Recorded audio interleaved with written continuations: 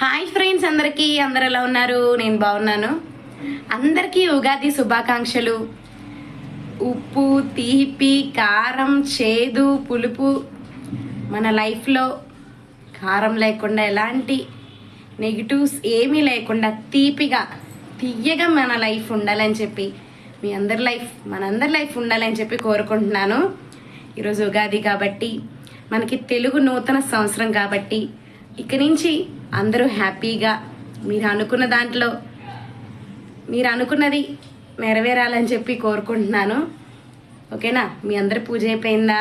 అందరూ ఏం చేస్తున్నారు? కామెంట్ చేయండి. నన్ను సపోర్ట్ చేసిన నా సబ్స్క్రైబర్స్, నా ఫ్యామిలీ మెంబర్స్, నా ఫ్రెండ్స్ అందరికీ థ్యాంక్ యూ సో మచ్.